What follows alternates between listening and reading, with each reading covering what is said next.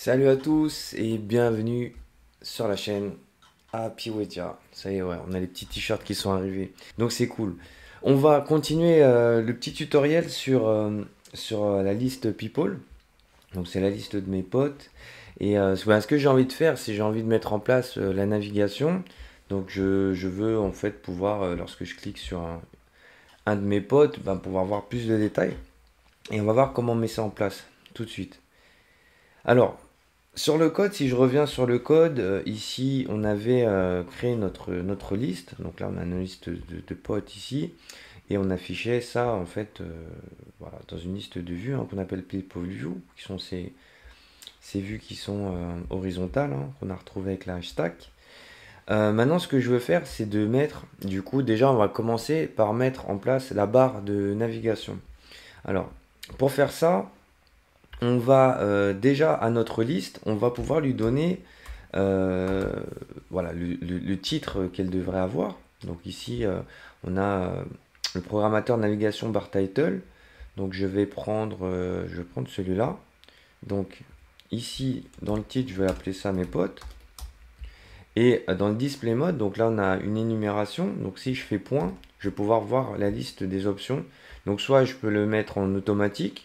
Donc ça c'est le système par défaut, il va me le mettre en large. Et après ça peut s'adapter. Inline, je vais le faire comme ça, on va le voir tout de suite le rendu. Si je le mets en automatique, là pour le moment on va pas voir pourquoi, parce qu'on n'a pas encore intégré dans une navigation view. Parce que le principe, en fait, pour pouvoir justement afficher la barre de navigation, c'est on va dire à notre élément, voilà le titre que tu dois avoir si tu te trouves dans une navigation view. Et après, le display mode, ça sera la façon de comment ça va s'afficher. Il y a deux modes, il y a soit large, soit en inline. Donc là, je vais intégrer donc ma liste dans ce qu'on appelle un navigation view, ici. Hop, accolade, et je vais prendre tout ça et je vais le mettre dans la navigation view. Voilà. Donc j'ai embarqué mon code dedans. Et donc là, maintenant, vous avez vu, je peux voir le titre de ma barre de navigation. Donc ce qu'on appelle le inline, c'est exactement ce qui, vous voyez comment mes potes ça s'affiche. En fait, c'est si on veut que l'affichage il soit comme ça. Donc là, on l'a si on scroll. Et là, si je change par exemple automatique, je vais mettre en inline. Donc en fonction du design, en fonction de ce que vous devez faire, vous voyez, il y a votre interface qui se met à jour. Donc déjà, ça c'est la première chose à faire si on veut mettre en place notre liste dans une barre de navigation. Je trouve sympa en fait quand c'est en large. Je vais le mettre ici. Voilà. Comme il n'y a pas beaucoup d'éléments, ça remplit un peu l'écran, donc ça c'est cool. La deuxième partie de ça, ça serait en fait au clic, lorsque je clique sur un de mes potes, que je puisse voir bien sûr son détail ou plus d'informations dessus. Alors avant ça, je vais me permettre de rajouter une information en plus, donc sur mon objet People. People, donc c'est mon pote en fait. Et ici, je vais rajouter une propriété que je vais appeler âge. Par exemple ici, que je vais appeler âge et qui sera de type int. Donc ici, qui sera un entier. Une valeur numérique. Donc ici, bien sûr, il faut que je modifie mon modèle.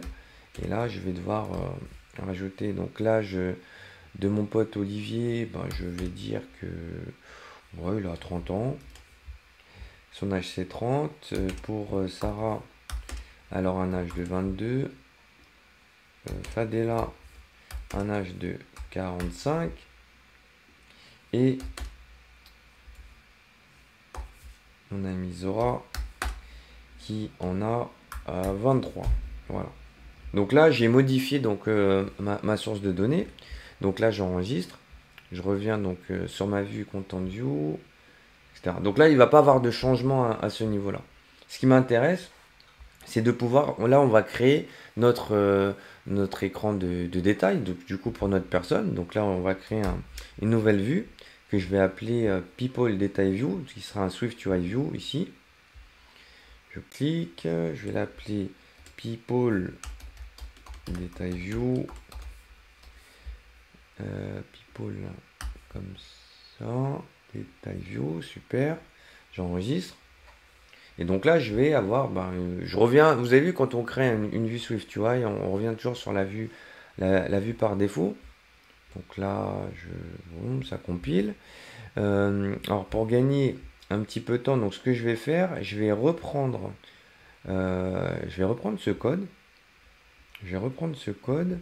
Sauf que ce que je vais faire, je vais remplacer la hashtag par la vstack. Donc ici, je vais recopier ça.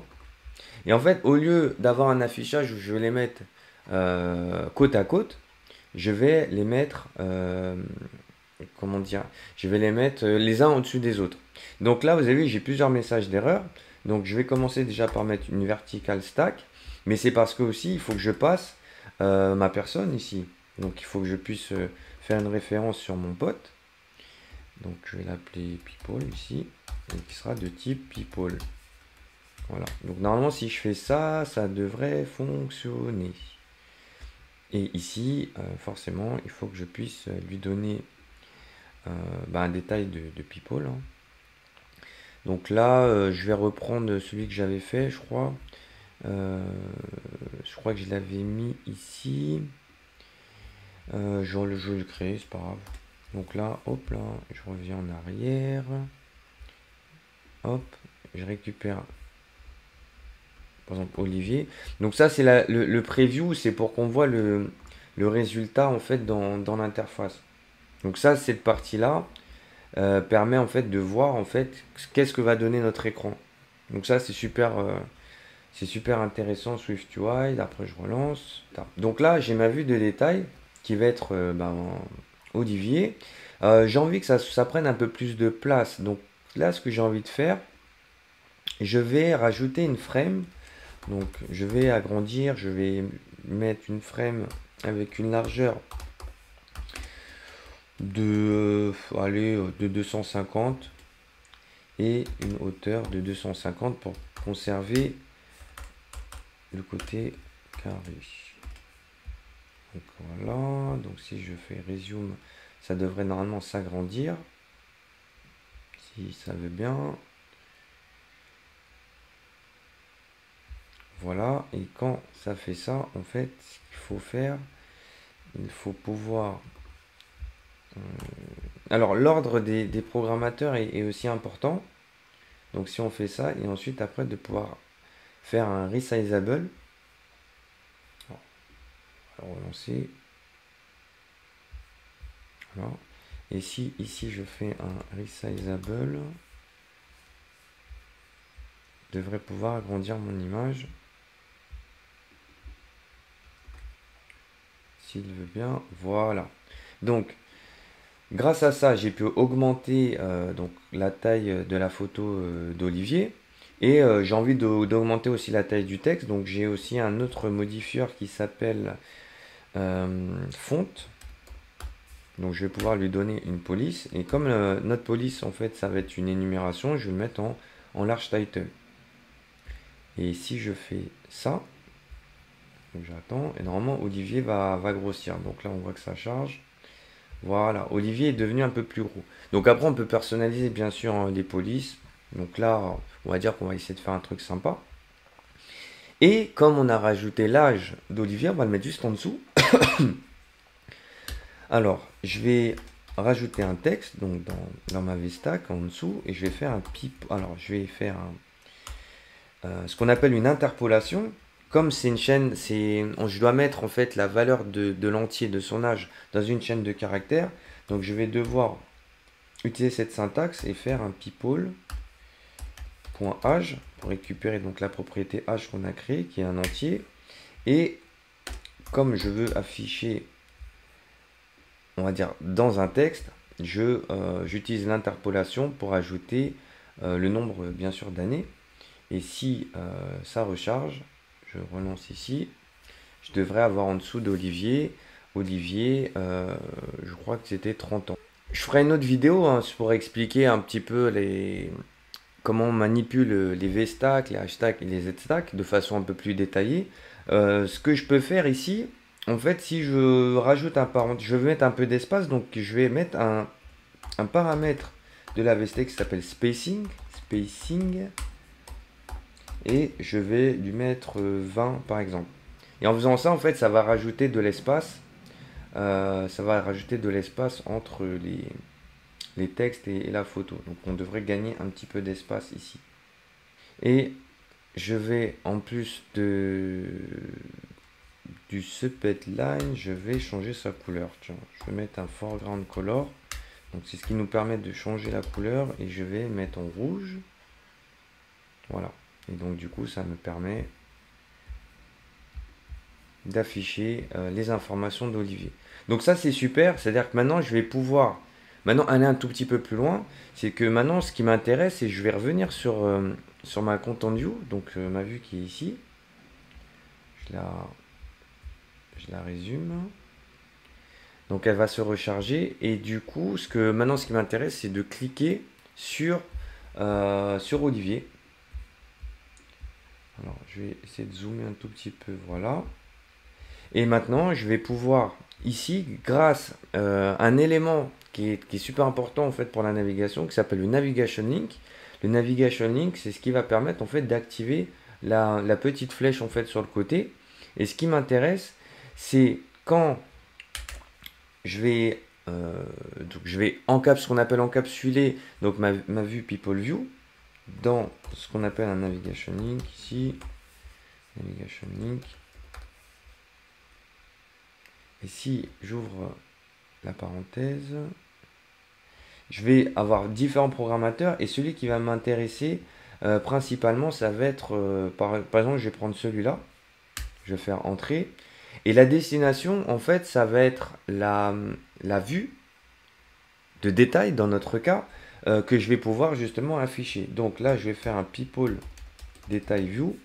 Ici, j'ouvre la parenthèse que je vais devoir mettre le paramètre people, donc la personne que je veux passer à la vue, et celle que je veux, c'est celle-là, que je récupère depuis ma liste. Je la mets ici. Et le label, en fait, ça va être ici la vue. Je vais juste diminuer un petit peu la fenêtre. Hop, hop, hop. Et en fait, ça va être tout simplement la cellule ici. Voilà, People View. Et là, si vous remarquez, il y a une petite flèche en fait de navigation qui s'est affichée ici. Et c'est celle qui va pouvoir dire, en cliquant sur Olivier, Sarah, Fadela ou Zora, je vais pouvoir afficher le détail. Donc, on va voir ce que ça donne. Si je clique sur le live preview, Sarah, Fadela et Zora. Donc, on peut bien sûr s'arranger pour pouvoir afficher. Alors, c'est toujours cool de mettre un titre dans la barre de navigation. Donc, on peut le faire ici. Donc, ma VStack, je vais pouvoir lui donner donc un navigation bar title, pareil. Title, ici. Donc, vous avez vu, il y en a plusieurs. Moi, je vais prendre dessus, je vais juste mettre le texte. Et ici, dans le texte, je vais mettre le nom